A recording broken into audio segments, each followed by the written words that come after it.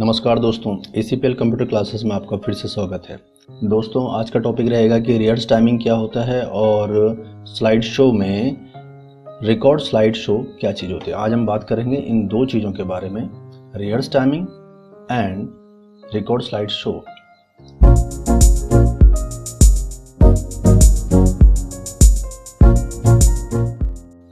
दोस्तों, हम जब कोई प्रेजेंटेशन बना लेते हैं तो उसमें कोई ना कोई एनिमेशन डाल के, ट्रांजिशन डाल के उसको प्ले करवा लेते हैं। जैसे कि आपके सामने ये प्रेजेंटेशन आपके सामने बनी हुई है, मैं इसको प्ले करके दिखाता हूँ। सब कुछ इसमें हो रखा है, मीन्स कि हमने इसको प्ले करवाया तो देखिए एनिमेशन हो रखा है, टेक्स्ट अपने आप एनिमेट हो रहे हैं, यानी ऑटोमेटिकली ये चल रही है इस तरह से। तो कभी कभी हमें ज़रूरत पड़ती है कि भाई हमारे हिसाब से चले, जब हम चाहें तब कोई टेक्स्ट आए या कोई एनिमेशन आए, कोई ऑब्जेक्ट आए, लेकिन ऐसा नहीं कि ये अपना आप ही चलते रहे और हम जो बात कहना चाह रहे हैं वो हम कहते रह जाएं और ये हमारी आगे चली जाए। मतलब कहने का ये है कि आप इस पूरी प्रेजेंटेशन को अपने हाथ से हैंडल कर सकते हो और उसके बाद उसे पब्लिश कर सकते हो या उसको सेव कर सकते हो या प्रेजेंट कर सकते हो। मीन्स चलेगा ऑटोमेटिकली ही, लेकिन ठीक टाइम पीरियड के बाद आपके मुंह से कहने वाले शब्द खत्म हो तब जाके आपका एनिमेशन चेंज हो। उसके लिए हम क्या करते हैं, सबसे पहले जो इसमें ऑटोमेटिक एनिमेशन है या ट्रांजिशन उसे हटा देते हैं। यानी कि हमने यहाँ पर ऑटोमेटिक ऑन कर रखा है, मैंने इसको ऑफ कर दिया और ऑन माउस क्लिक को ऑन कर दिया और कहा कि सब पे अप्लाई हो जाए। मतलब क्या अप्लाई हो जाए कि जो मैं क्लिक करके, यानी कि कोई बटन प्रेस करके या माउस का क्लिक करके एनिमेट करूंगा वो अप्लाई हो जाए, ऑटोमेटिकली सब खत्म हो जाए। तो तब तक नहीं चलेगा जब तक मैंने कोई बटन प्रेस नहीं किया या माउस क्लिक नहीं किया। ये देखिए मैं माउस क्लिक कर रहा हूँ तब चला, फिर माउस क्लिक किया तब ये एनिमेशन हुआ। जब तक मैं नहीं चाहूँगा तब तक ये बदलेगा नहीं। यानी कि जब मैं चाहूँ ये चेंज हो तो मैं कोई बटन या माउस क्लिक करूँगा और ये चेंज होगा। उसके बाद जब मैं चाहूँ कोई टेक्स्ट आए, तो इस तरीके का हमें करना है। मतलब बोलते बोलते ही हमें चेंज करवाना है और उसके बाद ये हमेशा के लिए वैसे ही बन जाए। मेरा कहने का मतलब यहाँ पर ये है कि चलेगी तो ऑटोमेटिक ही, लेकिन टाइम हम अपने अकॉर्डिंग देंगे और ऐसा नहीं कि कहीं से सेट करेंगे, सिर्फ अपनी बातों के साथ अपने एनिमेशन को चेंज करवाएंगे।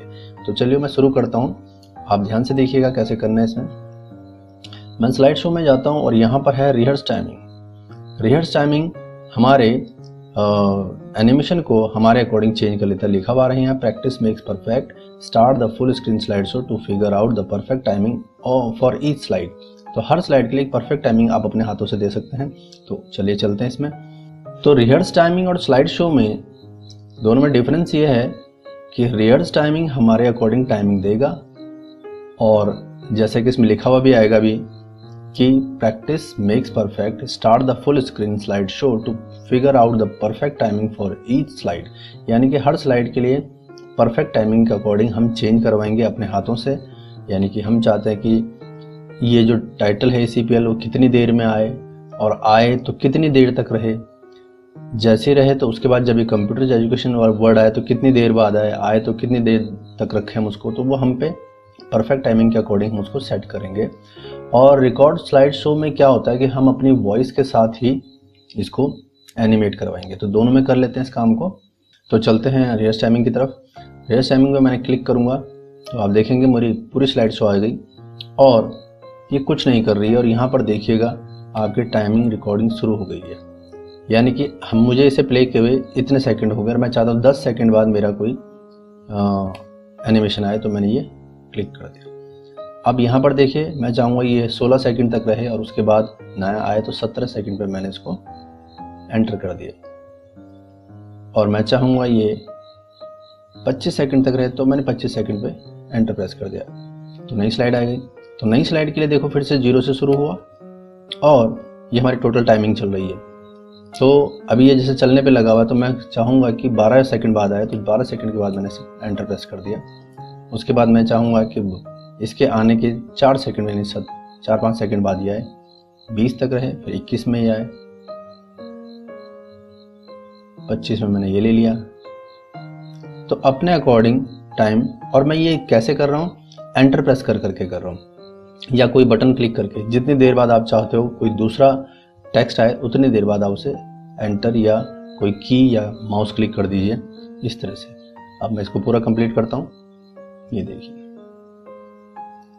कुछ सेकंड तक रोकने के बाद मैंने फिर एंटर प्रेस किया तो ये आया। कुछ सेकंड रोकने के बाद मैंने फिर कोई बटन प्रेस किया तो ये आया।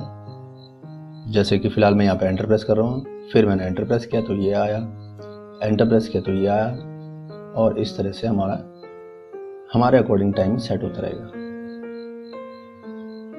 फिर एंटर प्रेस किया, फिर एंटर प्रेस किया।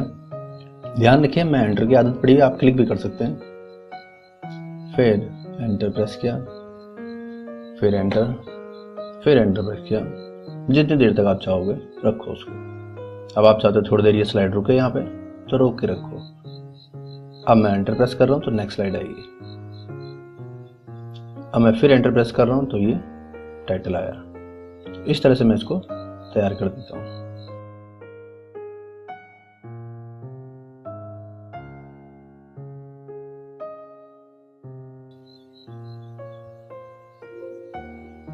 ये देखिए आपके कंप्लीट हो गए और यहाँ पर क्या मैसेज आ गया है कि the total time of your slide show 2 minute 31 second. Do you want to save the new slide timing? मैंने कहा यस, मुझे ये टाइमिंग सेव करनी है और यस कर दिया। तो मेरी सारी स्लाइड जो है टोटल जो मेरी प्रेजेंटेशन बनी 2 मिनट 31 सेकेंड की बन गई है। तो इसका मैं यहाँ पे स्लाइड शॉर्टर व्यू में जाके दिखाता हूँ आपको कि कौन सी स्लाइड कितने सेकंड की बनी। मैंने क्लिक किया और मैं इस विंडो पे आया तो जैसे फर्स्ट स्लाइड मेरी टोटल 26 सेकंड की बनी है, सेकंड स्लाइड 40 सेकंड की बनी है, फिर ये 24 सेकंड, फिर ये 24 सेकंड, इस तरह से हमारे पास 14 सेकंड 13 सेकंड ये बनाई है। तो आप रियल टाइमिंग के अकॉर्डिंग अपने प्रेजेंटेशन के जो टेक्स्ट जो एनिमेशन है उनको कंट्रोल कर सकते हो और अपने परफेक्ट टाइमिंग पे चेंज करवा सकते हो। ये था रियल टाइमिंग का। और जब हम इसको F5 से प्ले करेंगे तो देखेंगे तो ये उसी के अकॉर्डिंग चलेगी। देखिए मैंने यहाँ पे रुका था आपको समझाने के लिए, तो उतनी देर बाद अभी प्ले होगा।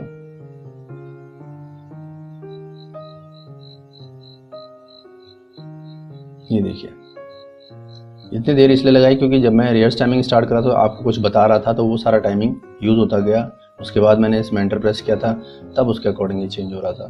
तो आप अपने हिसाब से टाइमिंग फिट कर सकते हो और टाइमिंग फिट करने के लिए आपको रियल टाइमिंग का ऑप्शन मिला हुआ है।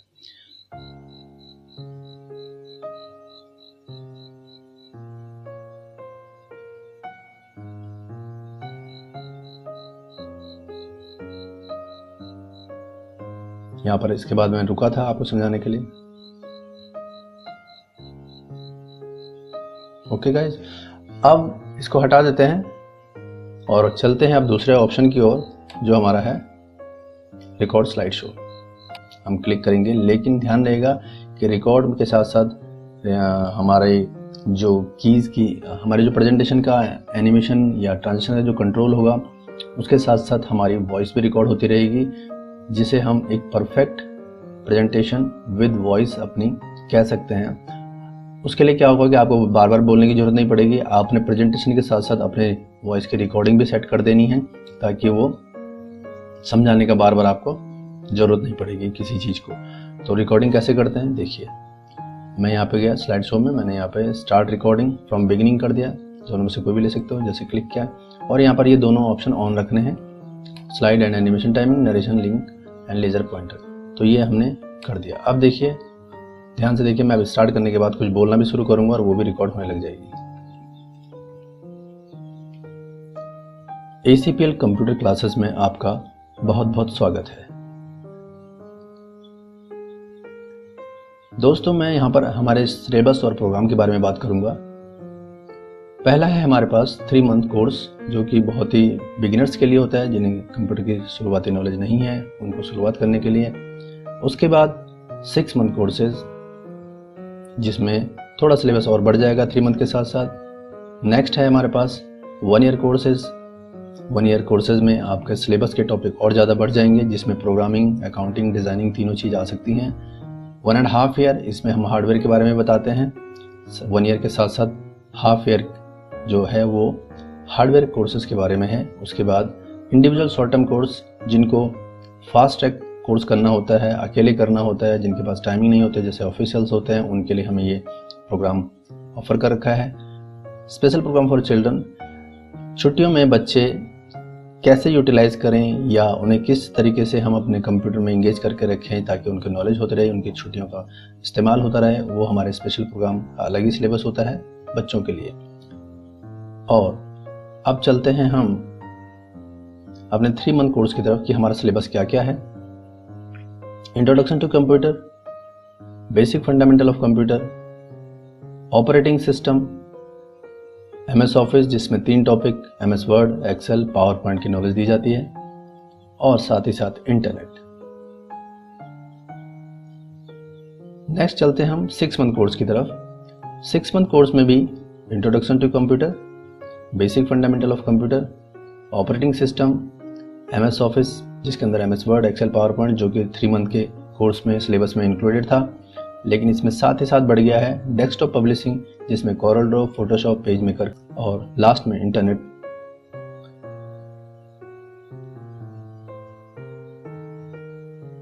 इस तरह से मैं दोस्तों इस रिकॉर्डिंग को करने पे लगा हूं और आप अपनी बातों के साथ साथ इसको यूज कर सकते हैं। आप एंड में देखेंगे तो मेरी ये सारी बातें रिकॉर्ड हो चुकी, इवन जो मैं बोल रहा हूँ ये भी रिकॉर्ड हो चुकी होंगी। तो मैं इसे फटाफट कर देता हूँ। अब आपका ज़्यादा टाइम ना लेते हुए मैं इसे फटाफट कर देता हूँ। यहाँ पर देखिए दोस्तों, ये कंप्लीट हो चुका है। यहाँ पर देखिए, ये देखिए यहाँ पे स्पीकर बन चुका है और हर स्लाइड के लिए कोई ना कोई रिकॉर्डिंग हो चुकी है। जैसे इसके लिए सुनते हैं। ECPL कंप्यूटर क्लासेस में आपका बहुत बहुत स्वागत है। ये देखिए, ये इस स्लाइड के लिए था। उसके बाद सेकंड, यहाँ देखिए दोस्तों, मैं यहाँ पर हमारे सिलेबस और प्रोग्राम के बारे में बात करूंगा। पहला है हमारे पास 3 मंथ कोर्स जो कि बहुत ही बिगिनर्स के लिए होता है, शुरुआत करने के लिए। ये हमने डिजाइन टाइम पे चलाया, रन टाइम पे चलाएंगे तो ये भी साथ साथ आते रहेंगे, तो रन टाइम पे चला लेते हैं अब हम इसको। ECPL कंप्यूटर क्लासेस में आपका बहुत बहुत स्वागत है। दोस्तों, मैं यहाँ पर हमारे देखिए यहाँ पर अब वो रिकॉर्डिंग आपको सुनाई दे रही है। पहला है हमारे पास 3 मंथ कोर्स जो कि बहुत ही बिगिनर्स के लिए होता है, शुरुआत करने के लिए। उसके बाद 6 मंथ कोर्सेज, थोड़ा सिलेबस और बढ़ जाएगा 3 मंथ के साथ साथ। नेक्स्ट है हमारे पास 1 ईयर कोर्सेज। 1 ईयर कोर्सेज में आपके सिलेबस के टॉपिक और ज्यादा बढ़ जाएंगे, जिसमें प्रोग्रामिंग, अकाउंटिंग, डिजाइनिंग 3 चीजें आ सकती हैं। 1.5 ईयर, इसमें हम हार्डवेयर के बारे में बताते हैं। 1 ईयर के साथ साथ हाफ ईयर जो है वो हार्डवेयर कोर्सेज के बारे में है। उसके बाद इंडिविजुअल शॉर्ट टर्म कोर्स, जिनको फास्ट ट्रैक कोर्स करना होता है, अकेले करना होता है, जिनके पास टाइम नहीं होता, जैसे ऑफिशियल्स होते हैं, उनके लिए ये प्रोग्राम ऑफर कर रखा है। Special programme for children. छुट्टियों में बच्चे कैसे यूटिलाइज करें या उन्हें किस तरीके से हम अपने कंप्यूटर में एंगेज करके रखें ताकि इस्तेमाल होता रहे, वो हमारा स्पेशल प्रोग्राम अलग ही सिलेबस होता है बच्चों के लिए। अब चलते हैं हम अपने 3 मंथ कोर्स की तरफ कि हमारा सिलेबस क्या क्या है। तो देखा दोस्तों आपने, ये हमारी रिकॉर्डिंग होती चली गई है हमारे प्रेजेंटेशन के साथ साथ, और ये फाइल अलग से सेव हो चुकी है जो कि अब आपके लिए हमेशा के लिए बन चुकी होगी। तो आप इस तरीके से अपनी टेक्स्ट के साथ पावर पॉइंट में आवाज़ को भी रिकॉर्ड कर सकते हैं, जो कि बहुत ही बढ़िया फैसिलिटी है। और उम्मीद है कि आपको ये टॉपिक आज का पसंद आया होगा। अगर पसंद आया है तो इस लेसन को जरूर लाइक कीजिएगा, शेयर कीजिएगा। जो चैनल में पहली बार आए हैं तो चैनल को सब्सक्राइब कीजिएगा और बेल आइकन को जरूर दबा दीजिएगा ताकि नए नए नोटिफिकेशन आपको टाइम टू टाइम मिलते रहें। तो ठीक है दोस्तों, गुड बाय।